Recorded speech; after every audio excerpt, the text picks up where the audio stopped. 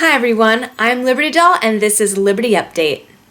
Amazon's first smart store opened in Seattle this week, though it is currently only open to Amazon employees for beta testing. The Amazon Go store features similar technology to that found in driverless cars, giving customers a shopping experience that involves no lines, cashiers, or registers.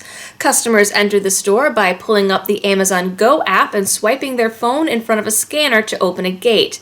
Once inside, Amazon's so-called Just Walk Out technology automatically adds anything a customer picks up to their virtual shopping cart via a combination of computer vision, machine learning, and sensor fusion. The store will be open to the public in early 2017 and, if successful, could lead to an additional 2,000 locations. Ohio legislators passed a bill on Tuesday making abortion illegal once a fetal heartbeat can be detected, which typically occurs about 6 weeks into gestation. Critics of the bill argue that at 6 weeks, many women have not yet learned that they are pregnant, and the bill does not provide exemptions for pregnancies resulting from rape or incest. The only exemption in the bill is if the pregnancy is a direct threat to the mother's life. If signed by Governor John Kasich, Ohio would now be home to the most restrictive abortion laws in the country and would be in violation of current constitutional standards for abortion rights. Federal courts have already struck down similar laws in both North Dakota and Arkansas. Ohio's own Right to Life group is skeptical of the bill, instead favoring a ban on abortions after 20 weeks, but only because they believe the heartbeat bill will not get past federal regulations. Trump has selected yet another former military commander for a position in his administration, raising concerns that a Trump presidency will be heavily influenced by the military. Trump selected retired Marine General John F. Kelly as Secretary of Homeland Security, making him the third military commander in Trump's administration.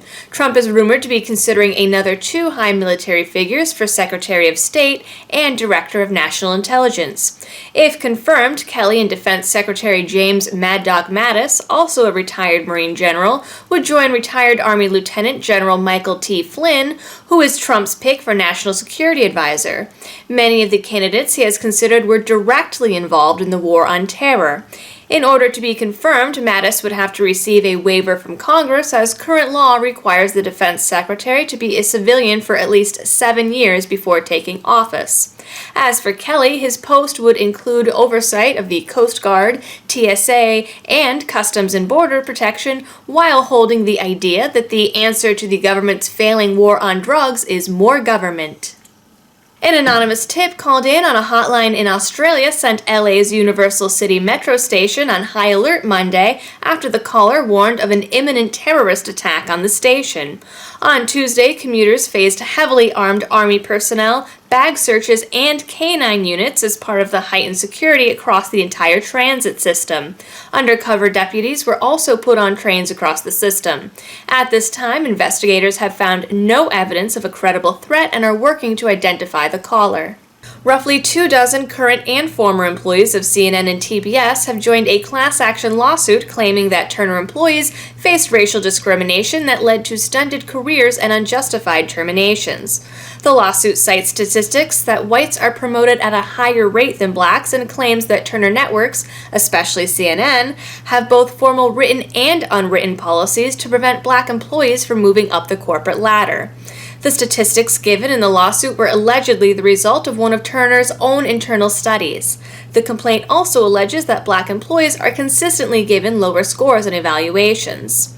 CNN is also facing a separate $50 million lawsuit for discrimination after producer Dwayne Walker claimed he was passed over for promotion based on race and then faced retaliation after complaining to the Equal Employment Opportunity Commission. 2 black liberal activists have launched a new monthly subscription service called the Safety Pin Box. A statement on the website states that the boxes are specifically for white people. More specifically, white people who are striving to be allies of black liberation. The site says the boxes are a way to financially support black women while also fighting white supremacy. While both women have connections to the Black Lives Matter movement, they state several times on their site that it is not BLM affiliated and is a business and not a charity. Customers can choose a $100 Premier box that gets you guided monthly tasks, exclusive calls to action, and membership to an exclusive Safety Pin Facebook group. The Pin Pals box is for 2 white people to share at $50 each and has the same content as the Premier box. $25 will get a customer an e-ally box, which is a monthly email with an assigned task and a special hashtag. Finally, for $50, customers can also purchase a revenge box, which co-creator Marissa Janae Johnson calls a, quote, nice little anonymous middle finger to a racist of your choice, just in time for the Christmas season. The box is a physical box that can be sent to the, quote, Trump supporter, white supremacist, or bigot of your choice, end quote, to tell them a donation has been made in their name, with a link to a website featuring what they call highlights of the current movement for Black lives and stories of Black excellence. A contributor for the Huffington Post called the box a way to, quote, do more than acknowledge your white guilt. Proceeds from the service will be pooled together for one-time financial gifts to Black women of the site's choice. Black women can apply to be considered for the gifts via the Safety Pin Box website, which requires only identifying information and a short description of the woman's social or racial justice work. Financial gifts will depend on the number of monthly subscriptions, and Seattle Weekly reports that within the first 5 days, the women received over 100 subscriptions. In the frequently asked questions, under a question about why the money doesn't go to an organization, or if supporters should also send money to other organizations, the answer suggests that people do both, and literally says, quote, we believe giving Black people our money is essential to being a useful ally. It goes on to explain that the subscription service is designed to specifically benefit Black women as individuals. Johnson told Weekly, quote, we are so excited for the potential to just give Black women money. Under the merch section of the site, t-shirts feature phrases such as I pay reparations and pay me what you owe me. Sayings can also be printed onto tote bags, bumper stickers, and coffee mugs. The Washington Post is facing a defamation lawsuit over their fake news story featuring Proper Not's fake news blacklist. Naked Capitalism, one of the websites included on the list, has demanded a retraction and threatened a lawsuit in a demand letter posted Sunday. The letter accuses the Post of running the story without any evidence of its inclusion in the supposed Russian propaganda ring, and without allowing Naked Capitalism to defend itself against the allegations. Several journalists, including the known and respected Glenn Greenwald, have come out and debunked many of the sites on the Proper Not list, citing actual discussions with the researchers in which the researchers admitted that they did not have strict criteria for inclusion, but rather included sites on the list that had a conservative or Russian theme. The Intercept, Fortune, and The New Yorker have all questioned the group's methods, lack of transparency, and the fact that all of their supposed allies deny ever working with them. On Wednesday, an editor's note appeared above the original Post article, both distancing the Post from the Proper Not researchers, but also stating that the Post couldn't actually vouch for the validity of the list or any of the organization's research. Further, the editor claims that the Post never intended to present the story as completely factual or as validity of the Proper Not list, meaning it was never their intention to make sure news wasn't fake news before reporting it. In a disappointing turn of events, Time named Trump this year's Person of the Year. Runners-up included Hillary Clinton, Beyonce, Putin, Mark Zuckerberg, the Flint whistleblowers, and a couple foreign scientists and government officials whose names I can't actually pronounce. But, Time reminds us, the Person of the Year is the person whom the magazine feels had the greatest influence on the year's events, for better or for worse. Time's cover story drips with disdain for Trump and spends its first 3 paragraphs describing every luxury in his penthouse and calls the shoppers on the street below, quote, mites in a gutter. However, Trump's only complaint was that the title Person of the Year is too PC and that the cover held the words President of the Divided States. Time also ran a piece called 65 million Americans should threaten to not pay taxes, which sounds super exciting. until you get to the bold print underneath, which reads, "Until democracy is restored." Womp womp. The author's argument is that Democrats should pledge to not pay taxes if a Republican ever wins any future election by the Electoral College only, because it would then be taxation without representation. His plan, however, isn't so noble as affecting social change, but simply to, quote, "pester Republicans where it hurts," the pocketbook. He claims that such a pledge is 100% legal, provided the pledge is only hypothetical and involves no open conspiracy. He suggests using MoveOn.org or Change.org's petition system, continuing to pay state tax, and then sending federal taxes to a national account in Canada or England and holding it hostage in the foreign accounts until the U.S. goes full Democrat.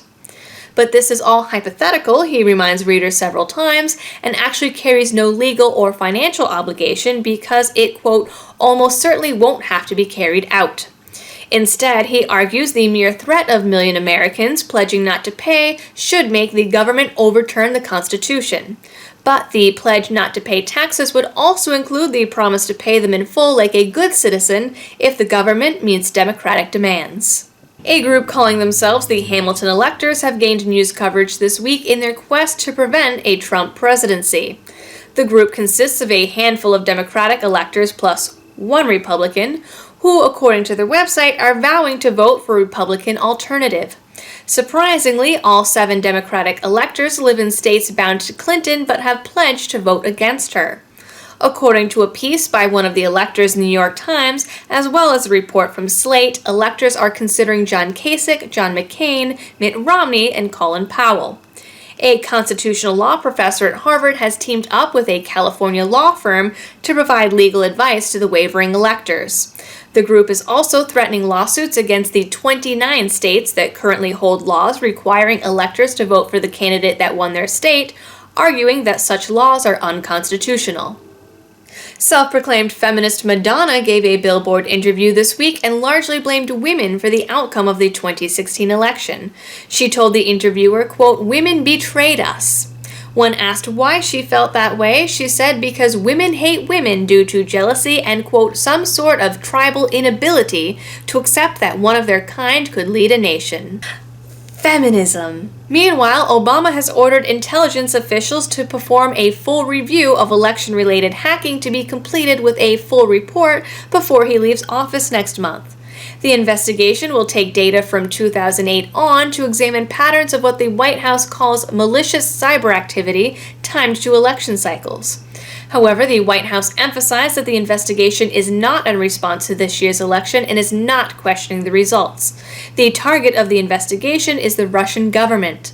The House Intelligence Committee released a statement saying that Trump's refusal to believe that Russian hacking influenced the election is proof enough that the investigation is an urgent matter. Representative Thomas Massie announced this week that he will be heading the newly relaunched Congressional Second Amendment Caucus. The statement acknowledges that gun control hits the poor and vulnerable hardest and is a direct threat to them and their families' safety. The caucus is planning to draft and sponsor pro-gun legislation with the help of firearm experts, constitutional scholars, and pro-gun groups. That concludes your Liberty-related news for the week. Please don't forget to like, share, and subscribe, and I will see you all next week. Thanks for watching.